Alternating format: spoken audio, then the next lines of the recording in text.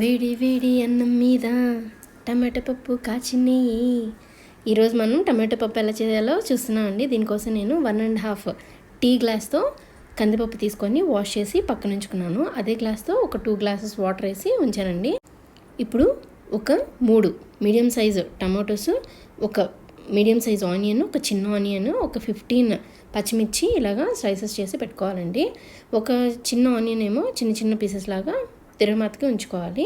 ఇప్పుడు ఇవి 1 by 1 పప్పుకి యాడ్ చేసేసేద్దాము. ఇవన్నీ నీట్గా కడిగి నీట్గా ముక్కలు చేసి పెట్టుకోండి. ఇలానే దీనిలో వేసేసేసి ఇప్పుడు ఒక చిన్న నిమ్మకాయ సైజ్ అంతా చింతపండు కూడా దీనిలో వేయాలండి.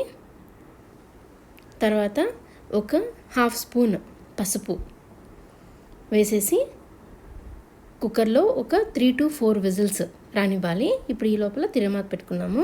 ఒక బాండల్ నుంచి దానిలో ఒక 2 స్పూన్స్ ఆయిల్ వేసేసి దానిలో ఒక 2 మెంతులు ఇష్టమైతే వేసుకోండి, లేదంటే స్కిప్ చేయొచ్చు. తర్వాత ఆవాలు ఒక స్పూన్ జీలకర్ర, తర్వాత మనం ఏదైతే ఆనియన్స్ వేసుకున్నామో ఆ ఆనియన్స్, నెక్స్ట్ కరివేపాకు ఒక 2 రెబ్బలు వేసేసి తిరగమాత వేసుకోండి. ఇప్పుడు కుక్కర్లో మనం ఒక 3 విజిల్స్ వచ్చిన తర్వాత ఆ వాటర్ అంతా తిరగమాతలో వంపేసేసి దీనిలో నేనైతే ఒక 2.5 స్పూన్, ఇది హాఫ్ చిన్న స్పూన్ అండి, 2.5 స్పూన్ ఉప్పు వేసేసి బాగా మెత్తగా స్మాష్ చేసుకుంటున్నాను.